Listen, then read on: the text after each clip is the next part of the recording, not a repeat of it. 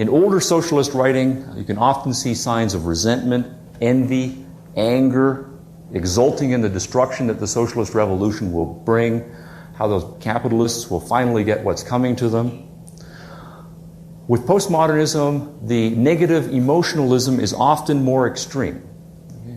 The sheer love of deconstruction, the chronic deployment of crude ad hominem argument. In my reading of the whole history of the Western tradition, these are unprecedented. Stanley Fish calling all opponents of affirmative action bigots, lumping them in with the Ku Klux Klan. Andrea Dworkin's male bashing in the form of calling all heterosexual males rapists. The rhetoric behind it is harsh, okay? Or at least behind the emotion, behind the rhetoric, there seems to be strongly felt negative emotion. Okay? Racism and sexism are obviously the current hot issues, so we might expect overheated language in debating them. But the same vituperation is leveled against historical figures, all of those bad, dead, white European males. So if you are reading deconstructions of great authors like Shakespeare, you don't find things like, Shakespeare really is great, and it's kind of sad that I have to point out this element of sexism in him. Okay? It's kind of a gleeful dismissing of all of Shakespeare, okay? Because he's got these sexist elements in them. So I want to try to capture this psychological component as well. Okay? And I find that for me, what is most illuminating is Nietzsche's concept of ressentiment. Okay?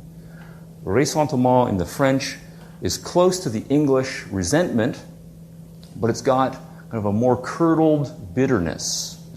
It's more seething and poisoned and bottled up for a long time. Okay? That's ressentiment. Okay? We're trying to project this psychological state.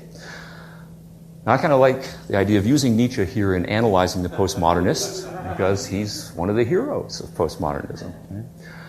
They cite him for his perspectivalism in epistemology, his use of the enigmatic and loosely structured aphoristic form instead of the more scientific treatise form, his psychological acuteness in unmasking various guises, which is core to the deconstruction methodology.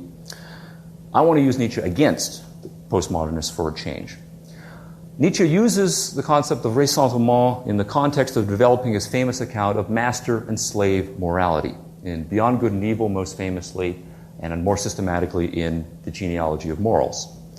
Master morality for Nietzsche is the morality of the vigorous, life-loving, strong. It's the morality of those who love adventure, delight in creativity, in their own sense of purposefulness and assertiveness. Slave morality is the morality of the weak, the humble, those who feel weak, they're victimized, afraid to venture forth into the big bad world. Weaklings are the chronically passive, largely because they are afraid of the strong. As a result, the weak feel frustrated. They can't get what they want out of life. They become envious of the strong, and they also secretly start to hate themselves for being so cowardly and weak. But no one can live thinking that he or she is deeply hateful. And so the weak invent a rationalization that tells them they are the good and the moral because they are weak, humble, passive. Patience is a virtue. Right? So they have to wait a long time before they ever get something what they want. So patience is a virtue. Obedience is a virtue. Okay? They can't do their own will. They have to obey. So make it a virtue. Humility. And so is being on the side of the weak and the downtrodden, people just like you. And so, of course, the opposites of those things must be the evil. Aggressiveness, pride, independence, being physically and materially successful.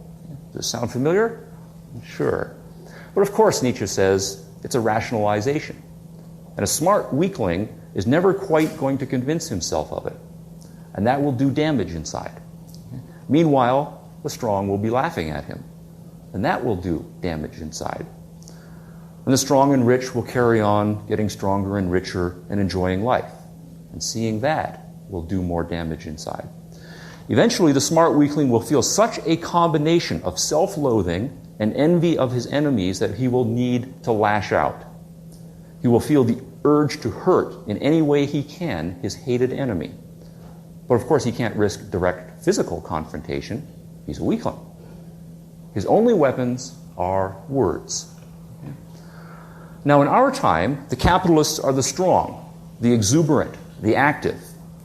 For a while in the past century, socialists could believe that the revolution was coming, that woe would come to them that are rich and blessed would be the poor. But that hope has been dashed cruelly. Capitalism now seems like a case of twice two makes four. And like Dostoevsky's Underground Man, it's easy to see that the most intelligent socialists would just hate that fact. Socialism is the loser, and if the socialists know that, they will hate that fact. They will hate the winners for having won, and they will hate themselves for having picked the losing side. Hate, as a chronic condition, leads to the urge to destroy. But again, your only weapons are words. How can you use words to destroy? I think the whole idea of deconstruction comes out of this. Postmodernism is populated by large numbers of people who like the idea of deconstructing other people's work. It's the opposite of constructing something of your own. Now consider parallel examples from the world of visual art. I think the visual art world was a little ahead of the postmodernists this century. Asked to submit something for display at the Art Institute of Chicago, Marcel Duchamp sends a urinal, which is then displayed. This makes a statement about art. Art is something you piss on. Or there's the painter de Kooning's version of the Mona Lisa, a reproduction he makes of Leonardo's masterpiece with a cartoonish mustache added. Now that too makes a statement. Here's an achievement I can't hope to equal, and so I'll turn it into a joke. I'll in effect destroy it. So you become a bully and a thug, not because it destroys something bad, but just because it feels good to wreck something.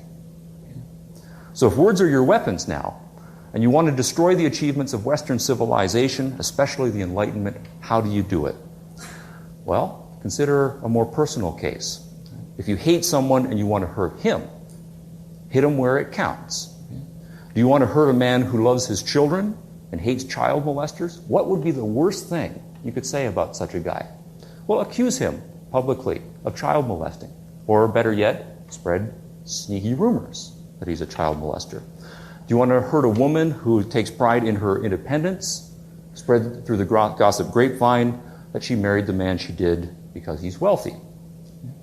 Now, the truth or the falsity here of the rumors doesn't matter. And whether you believe them yourself doesn't matter. And whether the people you believe them or tell them to really believe them doesn't matter. They get out there and they do their damage. What matters is that you score a direct hit in the psyche of your enemy, your target person. You know that the accusations and the rumors are going to cause some tremors, even if they come to nothing. And you get that wonderfully dark glow inside of knowing that you did it, right? And they might just come to something after all. Now, my best example of this psychology comes from the deadest and whitest of the dead white European males, and that's Shakespeare.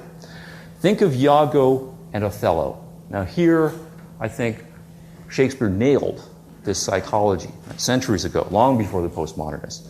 What we've got is Iago just hates Othello, but he couldn't hope to defeat him in open confrontation. So how best to destroy him? Well, hit him where it hurts most, his passion for Desdemona. Hint that she's been sleeping around. Spread subtle lies and innuendo.